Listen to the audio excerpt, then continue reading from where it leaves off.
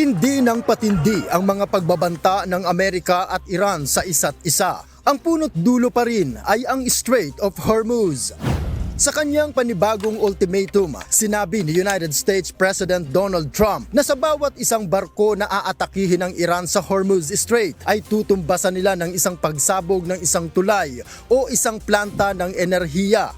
This is with this skirmish we have with the Islamic Republic of Iran, and I call it that because let me tell you, they're getting hit so hard and they want to make a deal. But I say they're not ready to make a deal. Because every time they make a deal, they want to change it. Batay sa ulat ng international media, ipinagbigay alam na ng Amerika sa Israel ang mga susunod nitong hakbang at sa pagkakataong ito, magsusugo ang Amerika ng heavy bombers gaya ng supersonic B-1 bomber na kauna-unahan simula pa ng laban nito sa Iran. Pero ang Iran nananatili sa kanilang prinsipyo, mata sa mata, ngipin sa ngipin. Ayon kay Iran Foreign Minister Sayed Abbas Araghchi, anumang agresyon at pagsira sa mga infrastruktura ng Iran ay may matinding kapalit. At sinumang tutulong sa pag-atake sa kanila, anumang klase ng suporta ang bigay sa kanilang kaaway ay ituturing na rin nilang target.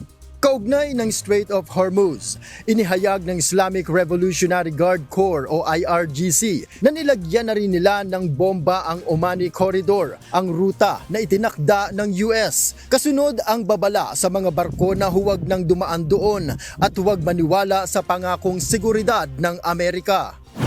Sinabi ng IRGC na ang dapat umanong gawin ngayon ng mga barko ay makipag-ugnayan dahil ang gitnang lane ng Hormuz Strait ay may nakaplanta pa rin pampasabog na una nang inilagay ng Iran noong simula pa ng gyera.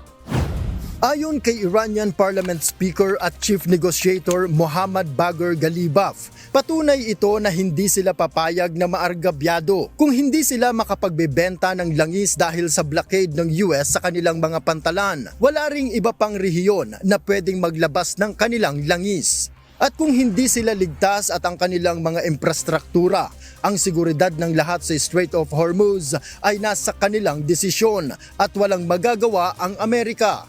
Ilang beses na aniya nilang inulit na hinding-hindi na babalik sa dating sitwasyon ang paglalayag sa nasabing shipping lane. Sa pinakahuling ulat, binomba ng US ang Iranian border ng Shalamsheh, Iraq. 2 individual ang nasawi ayon kay Professor Mohammad Marandi. Ang Shalamsheh border ay pangunahing transportation hub sa pagitan ng Iran at Iraq. Ang pagsira sa nasabing border ay posibleng magparalisa sa palitan ng tropa ng dalawang bansa sa laban ng mga ito sa Amerika. Noel Poliarco, UNTV News and Rescue. Diyos ang aming sandigan, serbisyo publiko ang aming pinahahalagahan.